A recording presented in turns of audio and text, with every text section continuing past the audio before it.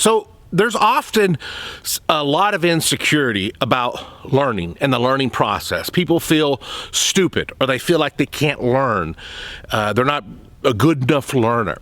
And there's a lot of reasons for this, and one of the reasons for it is often comparison. Comparison is the thief of joy. And comparison in learning, it creates doubt, insecurities, and here's what it looks like. You are trying to learn something. You're going to medical school. You're trying to be a doctor or law school. You're going to be a lawyer, or you're doing jujitsu. And as you are in the learning process, you look over there at somebody who has already completed it. You're in law school and you look at a lawyer, or you are in medical school and you look at a doctor, and you think, oh man, that doctor knows this so well. I'm trying to learn this right now in medical school and I can't get it. I feel stupid. And look at them. They know it so well and they're doing so well. Or I'm trying to learn this in law school and I just can't get it. It's not making sense. But look at that lawyer. Are they that much smarter than me? How do they know it so well? We are comparing where we are right now to where they are right now. But we are which is absurd. We are discounting as well the struggle that they probably went to. When they are at the exact same point that you are at right now, when they were at that point in their learning process, they probably felt the same anxiety you do. They probably felt the same doubts and insecurities. They probably felt the exact same struggle that you're feeling right now. You're not comparing yourself to where they were when they were in your spot. You're comparing yourself to where they are now. And that leads to doubt and insecurity. I know that I do jujitsu. And sometimes when I do jujitsu, man, somebody will just destroy me. And I'll say, man, how long have you been doing jujitsu? And they'll say, 15 years. And then I'm like, okay, well, it makes a little bit more sense. My 5 years to their 15 years. You're going to learn more and you're going to get better over time. Do not compare where you are right now to where somebody else is further along in the learning process. Number one, you shouldn't be comparing yourself in any ways, because comparison's the thief of joy, and this isn't a competition between you and somebody else. This is about your goal and where you want to be. But let me share this with you. You often are probably doubting yourself. Let's just talk about the people, your classmates, the people who are at the same position you are in the learning process. And you're looking over there in the class and they're asking the teacher questions and they're talking in class and they talk like they know exactly what's going on. I was in that situation. When I was in the Navy, we were taking a class and I went through this maybe 6-month long class. And during the class, I was sitting there and I was thinking, man, I'm struggling right now. I don't know this information. I'm so far behind everyone else because I listened to them talking in class and they were talking like they knew exactly what was going on. Well, guess what? Every single time, almost, that we took a test, I had the highest score in the class on the test. And I was just not a talker, just sitting back there listening, being insecure, thinking I didn't know anything. And the talkers, the people who wanted people to know that they knew what they were talking about, they didn't score as well as I did on the test. Now, hear me out on this. Talking in class is not a bad thing. Matter of fact, it's a good thing. You should engage with the teacher. You should ask questions. You should talk with your classmates about what you're learning, because that is what's going to cement something into your memory. Talking about it, engaging it. Plus, when you talk with your classmates about it, they get to bring up things that maybe you missed, and that's a different kind of talking. Talking to learn is a tool that you should put in your toolbox. Talking to show what you know is not necessarily a tool you should have in your toolbox. And when you are around that in the learning process, don't let the doubt creep in that you don't know it that well. Because you know what? Maybe they're reading something, they're closing the book, and they're just repeating what they just now read 10 seconds ago, and they don't really understand it either. Don't compare yourself to others, especially when they are far along in completing the learning process and you are just at the beginning of the learning process. And then don't doubt yourself that you don't know it well. You might know it better than you think you know it. Next, work on your self-talk. A lot of times I'll hear students say, I am not a good test taker, or I don't understand what I read. I have to read it 10 times, or I just not good at learning. And they'll put these, I'm slow at learning, I'm not a good test taker, I'm not a good reader. And they'll put this stuff in their brain and they'll repeat it over and over and over again. And guess what happens? They become a poor test taker. They become a poor reader because their self-talk is so bad.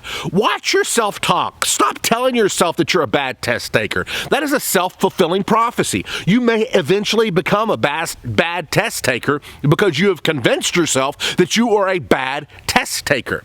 When I was competing in the USA Memory Championships, I ended up becoming the 2-time USA Memory Champion. By the way, I have a memory course. I'll put the description down and put the link in the description below.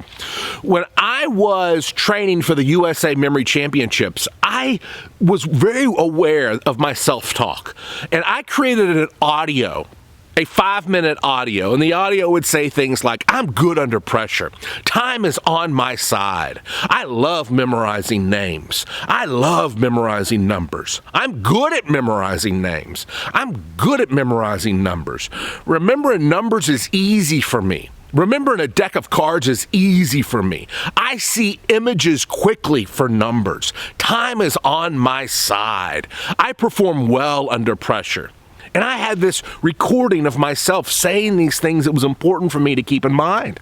I walked into that tournament in 2009 with all this positive self-talk and with this belief in myself that I was good under pressure, that I was good at memorizing numbers, that I was good at memorizing a deck of cards. You may say that's silly. Ron, it's silly to create a recording of yourself and listen to that recording when you drive or whatever. Why is it silly? You know what I think is silly? What I think is silly is negative self-talk.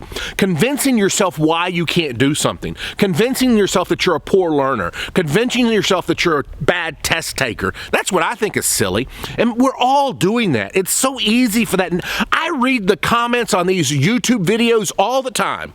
And all the time people say, Ron, I'm not good at test taking. I'm not good at reading. I'm not good at learning. I'm so stressed. I have so much anxiety. I'm not saying ignore the stress or anxiety, but I'm saying reframe it and stop focusing on that and tell yourself that you actually are good at it and get good at it. So, number one, stop the comparison. Stop the comparison with other people. Especially don't compare yourself to where you are right now to where they are towards the end of the process. Number two, stop doubting yourself. You are probably better than you think you are, or you very well could know the material better than you think you are. Number three, work on your self-talk.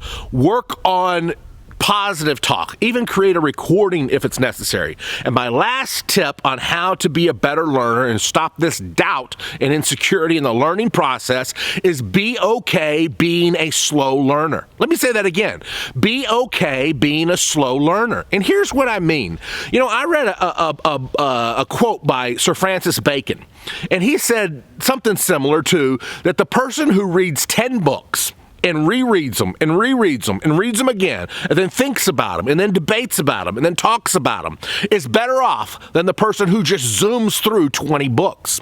In other words, reading less but going slower and thinking about what you're reading, journaling, taking notes on what you're reading, talking to other people about what you're reading, and going slower. Not trying to read 20 books fast, but trying to study 10 books slow will yield you better results. You will remember it more and you will learn more. Now, here's the crazy thing. In the learning process, things are connected. Things build on each other. In science class, knowledge builds on knowledge. In history class, the timelines build on each other. When you know something really good and you've memorized it and you've studied it slowly, guess what? The next topic, you're going to understand it better because it builds. And you might even learn it faster because you spent so much time on the foundation. Be okay with going a little bit slower. Stop comparison. Comparison is the thief of joy. Stop the self-doubt. You may very well know it better than you think you do. You're comparing yourself to other people talking, and they might not know it as well as they think they do or as well as you do. Number three, watch your self-talk. And number four, be okay being a slow learner. My name is Ron White. I'm a two-time USA memory champion. I used to hold the record for the fastest to memorize a deck of cards in the United States. If you want to become a really good learner, I have a memory course. It's called Black Belt Memory. I'll put a link to my Black Belt Memory course in the description and in the comments, and I'll even have a free gift for you. I have a free gift on how to learn faster, some memory secrets, so at least click the link and get the free gift at a minimum. At a maximum, get the memory course. You'll join the Black Belt Memory Club. You'll join my Facebook group. You'll get a certificate of completion that you're a black belt in memory when you complete the course, and it's really cool to be a black belt in memory. So I hope you do that. If you're trying to learn something right now and this was helpful, give me a thumbs up. I'm always doing educational videos on learning, on memory, on the brain. I'd love for you to subscribe so you'll see them again. What if you don't subscribe? We may never see each other again. Leave a comment. Let me know what you think. Do you have negative self-talk? Let me know. I'm here for you. I'll see you on the next video.